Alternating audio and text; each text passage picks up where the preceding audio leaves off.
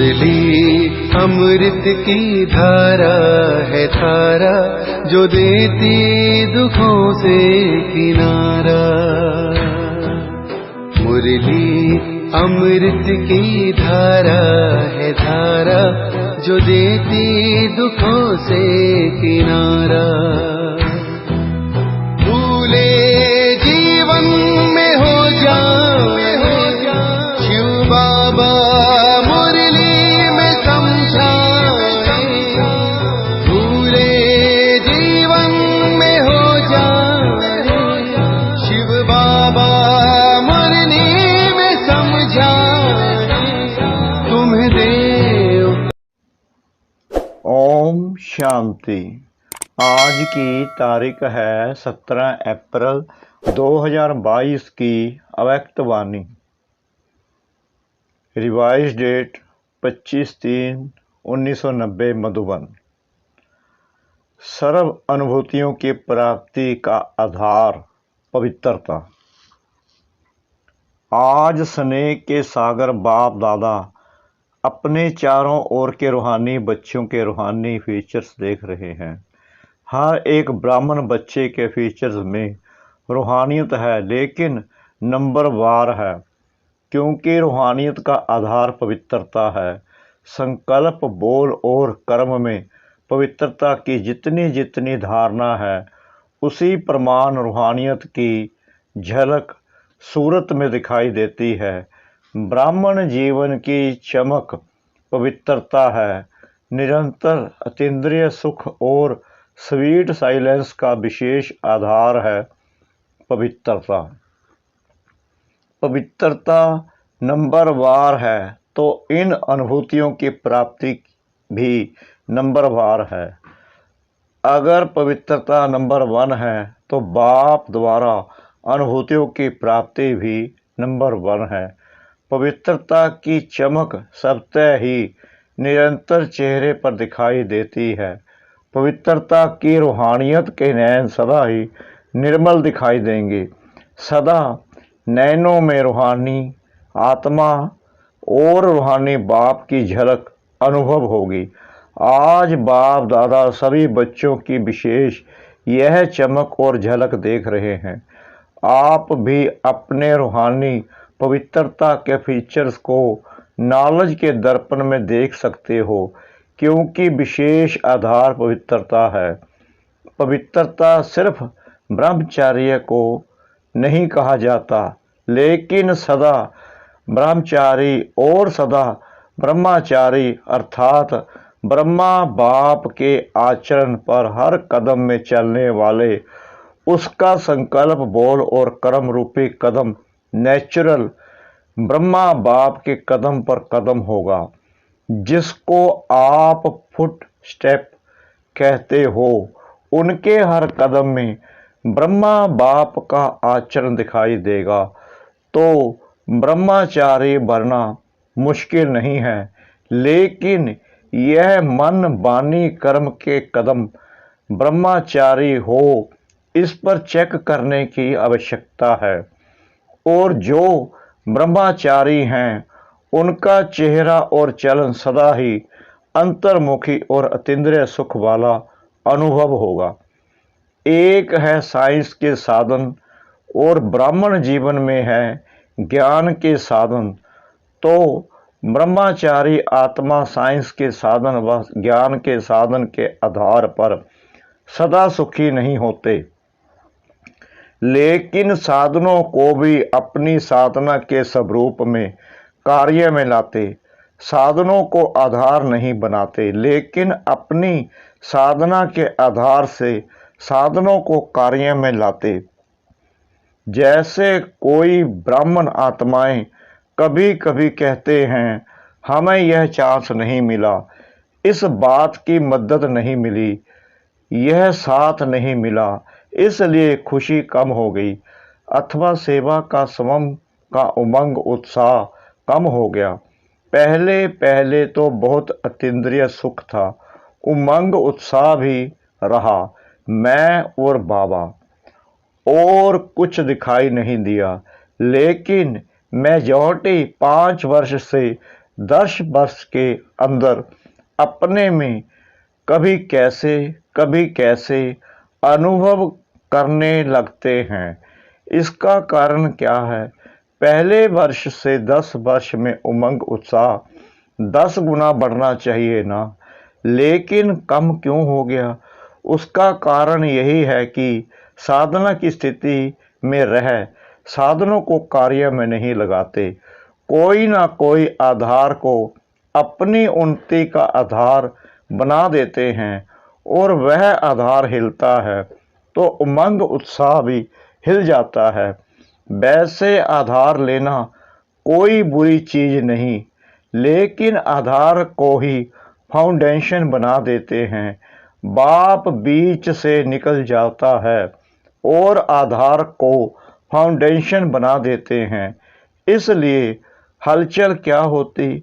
यह होता तो ऐसा नहीं होता, यह होगा तो ऐसा होगा, यह तो बहुत आवश्यक है। ऐसे अनुभव लगता है साधना और साधन का बैलेंस नहीं रहता। साधनों की तरफ बुद्धि ज़्यादा जाती है, साधना की तरफ बुद्धि कम हो जाती है।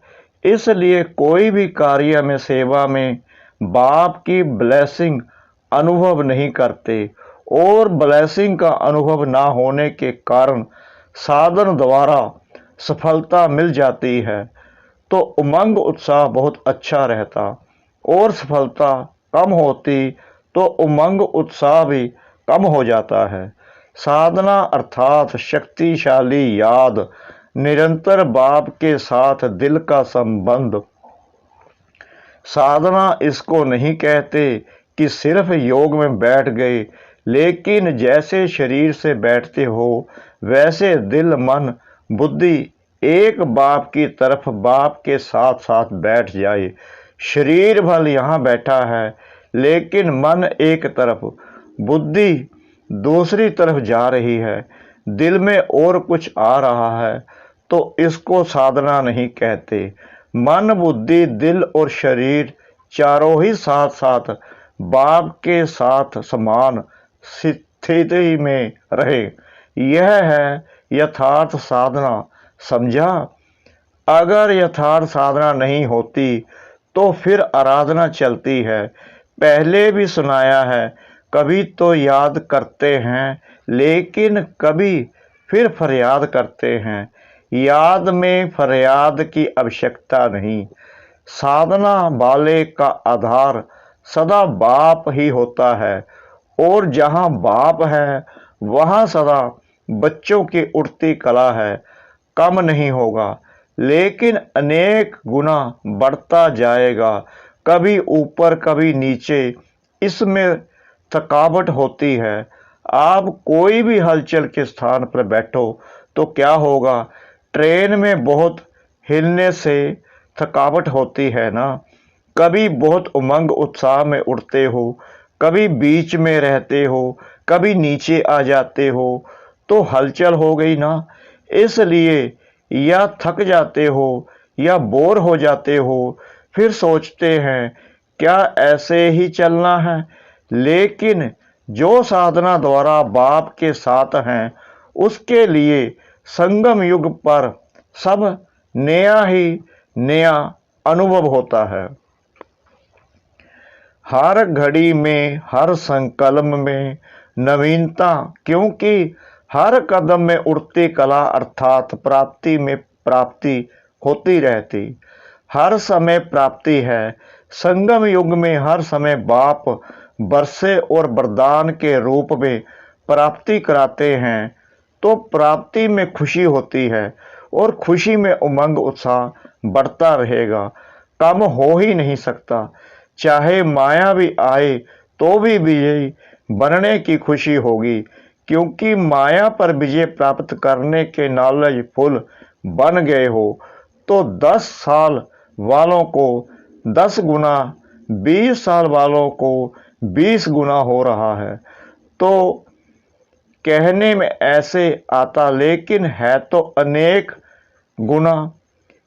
अब इस वर्ष में क्या करेंगे उमंग उत्साह तो बाप द्वारा मिली हुई आपकी अपनी जायदाद है। बाप की प्रॉपर्टी को अपना बनाया है तो प्रॉपर्टी को बढ़ाना जाता है या कम किया जाता है।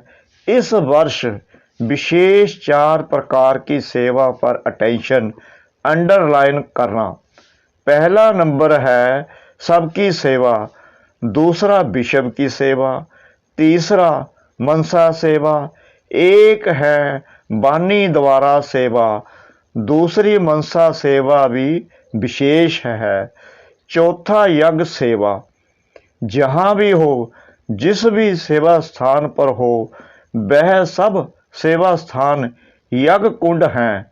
ऐसे नहीं कि सिर्फ मधुबन यज्ञ है और आपके स्थान यज्ञ नहीं है, तो यज्ञ सेवा अर्थात कर्मना द्वारा कुछ न कुछ सेवा जरूर करनी चाहिए।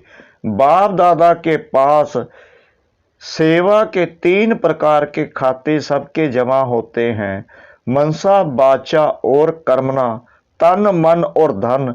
कई ब्राह्मण सोचते हैं हम तो धन से सहयोगी नहीं बन सकते, सेवा नहीं कर सकते, क्योंकि हम तो समर्पण हैं, धन कमाते ही नहीं, तो धन से सेवा कैसे करेंगे।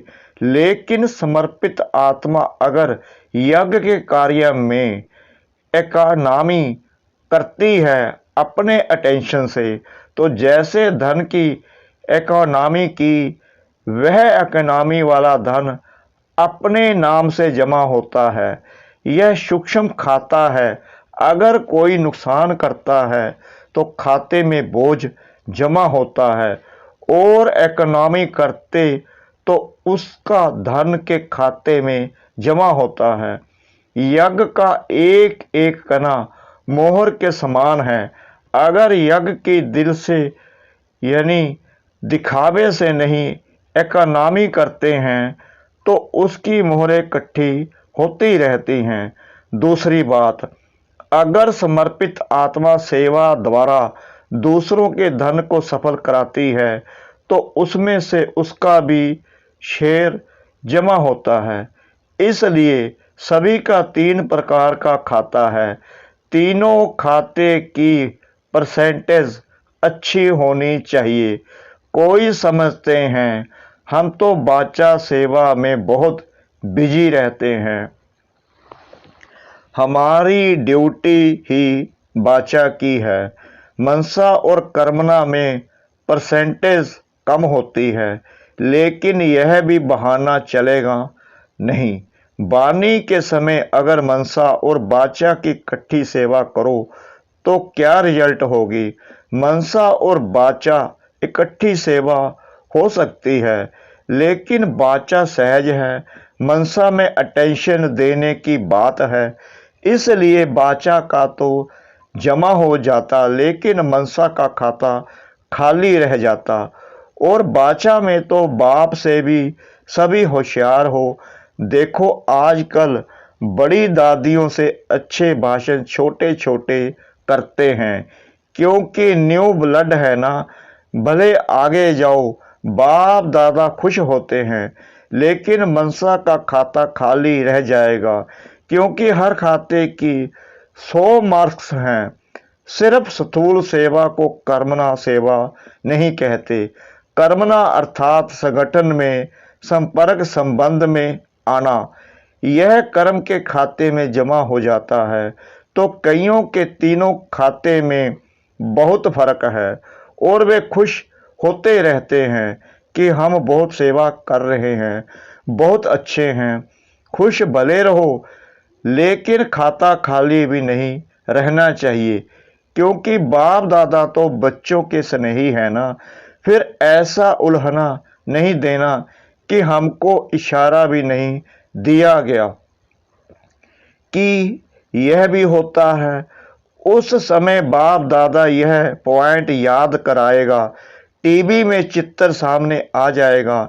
इसलिए इस वर्ष सेवा भले बहुत करो, लेकिन यह तीनों प्रकार के खाते और चारों प्रकार की सेवा साथ साथ करो।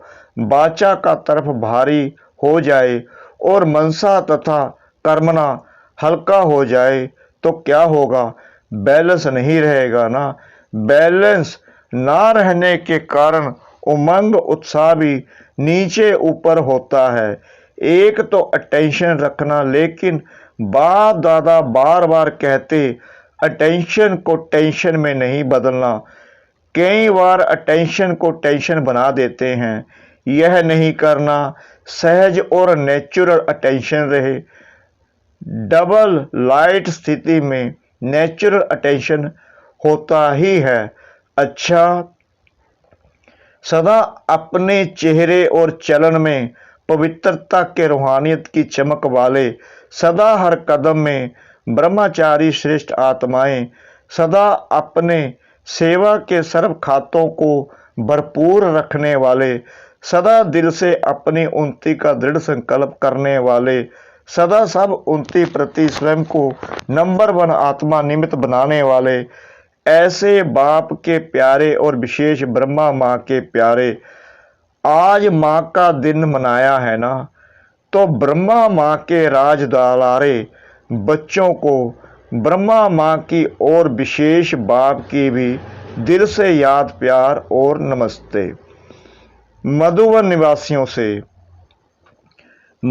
निवासियों को अच्छे और गोल्डन चांस मिलते हैं।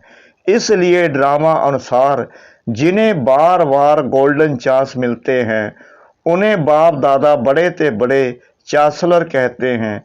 सेवा का फल और बल दोनों ही प्राप्त होता है। बल भी मिल रहा है, वह बल सेवा कर रहा है, और फल सदा शक्तिशाली बनाए आगे बढ़ा रहा है। सबसे ज्यादा मुरलियां कौन सुनता है? मधुबन वाले। वो तो गिनती से मुरलियां सुनते हैं, और आप सदा ही मुरलियां सुनते रहते हो। सुनने में भी नंबर 1 हो, और करने में भी 1 नंबर हो, या कभी 2 हो जाता है। जो समीप होते हैं उन पर विशेष हुज्जत होती है, तो बाप दादा की भी विशेष हुज्जत है, करना ही है और नंबर 1 करना है। किसी में भी नंबर पीछे नहीं, सब जमा के खाते नंबर 1 फुल होने चाहिए। एक भी खाता जरा खाली नहीं होना चाहिए। जैसे मधुबन में सर्व प्राप्तियां, चाहे आत्मिक चाहे शारीरिक, सब नंबर 1 मिलती हैं, ऐसे अब करने में सदा नंबर 1 की निशानी है। हर बात में विन करना। अगर विन यानी विजयी हैं तो 1 जरूर है। विन कभी कभी है तो नंबर 1 नहीं। अच्छा, सेवा की मुबारकें, सेवा के सर्टिफिकेट तो बहुत मिले हैं, और कौन से सर्टिफिकेट लेने हैं? एक, अपने पुरुषार्थ में दिल पसंद हो, दूसरा प्रभु पसंद हो, तीसरा परिवार पसंद हो। यह तीनों सर्टिफिकेट हरेक को लेने हैं। ऐसे नहीं एक सर्टिफिकेट हो दिल पसंद का, दूसरे ना हो, तीनों ही चाहिए। तो बाप के पसंद कौन है? जो बाप ने कहा और किया, यह है प्रभु पसंद का सर्टिफिकेट। और अपने पसंद अर्थात जो आपकी दिल में वही बाप की दिल हो। अपने हद के दिल पसंद नहीं, लेकिन बाप की दिल सो मेरी दिल। जो बाप की दिल पसंद वही मेरी दिल पसंद, इसको कहते हैं दिल पसंद का सर्टिफिकेट और परिवार की संतुष्टता का सर्टिफिकेट। तो यह तीनों सर्टिफिकेट लिए हैं। सर्टिफिकेट जो मिलता है उसमें वेरीफाई भी होता है, बड़ों से वेरीफाई भी करना पड़े। बाप तो जल्दी राजी हो जाते, लेकिन यहाँ सबको राजी करना है, तो जो साथ रहते हैं उनसे सर्टिफिकेट को वेरीफाई करना पड़े। बाप तो ज़्यादा रहम दिल है ना, तो हाँ जी कह देंगे। अच्छा, सभी की डिपार्टमेंट निर्विघ्न है, स्वयं भी निर्विघ्न है। सेवा की खुशबू तो विश्व में भी है, तो सूक्ष्म वतन तक भी है। अभी सिर्फ इन 3 सर्टिफिकेट को वैराग्य करना अच्छा। भारतवासियों से ऐसा अनुभव होता है कि सुखदाता बाप के साथ सुखी बच्चे बन गए। बाप सुखदाता है तो बच्चे सुख स्वरूप होंगे ना। कभी दुख की लहर आती है, सुखदाता के बच्चों के पास दुख आ नहीं सकता, क्योंकि सुखदाता बाप का खजाना अपना खजाना हो गया है। सुख अपनी प्रॉपर्टी हो गई। सुख, शांति, शक्ति, खुशी आपका खजाना है। बाप का खजाना सो आपका खजाना हो गया। बालक सो मालिक होना अच्छा। भारत भी कम नहीं है, हर ग्रुप में पहुंच जाते हैं। बाप भी खुश होते हैं। 5000 वर्ष खोए हुए फिर से मिल जाए तो कितनी खुशी होगी। अगर कोई 10-12 वर्ष का खोया हुआ भी फिर से मिलता है तो कितनी खुशी होती है। और यह 5000 वर्ष बाप और बच्चे अलग हो गए और अब फिर से मिल गए, इसलिए बहुत खुशी है ना। सबसे ज़्यादा खुशी किसके पास है? सभी के पास है, क्योंकि यह खुशी का खजाना इतना बड़ा है जो कितने भी लेवे, जितने भी लेवे अखूट हैं। इसलिए हर एक अधिकारी आत्मा है। ऐसे है ना। संगम युग को कौन सा युग कहते हैं? संगम युग खुशी का युग है। खजाने ही खजाने हैं। जितने खजाने चाहो उतना भर सकते हो। धनवान भव का, सर्व खजाने भव का वरदान मिला हुआ है। सर्व खजानों का वरदान प्राप्त है। ब्राह्मण जीवन में तो खुशियां ही खुशियां हैं। यह खुशी कभी गायब तो नहीं हो जाती है। माया चोरी तो नहीं करती है खजानों की। जो सावधान होशियार होता है उसका खजाना कभी कोई लूट नहीं सकता। जो थोड़ा सा अलबेला होता है उसका खजाना लूट लेते हैं। आप तो सावधान होना, या कभी कभी सो जाते हो। कोई सो जाते हैं तो चोरी हो जाती है ना। अलबेले हो गए। सदा होशियार, सदा जागती ज्योति रहे तो माया की हिम्मत नहीं जो खजाना लूट कर ले जाए। अच्छा, जहाँ से भी आए हो सब पद्मा पद्म भाग्यवान हो। यही गीत गाते रहो। सब कुछ मिल गया। 21 जन्मों के लिए गारंटी है कि ये खजाने साथ रहेंगे। इतनी बड़ी गारंटी कोई दे नहीं सकता। तो यह गारंटी कार्ड ले लिया है ना।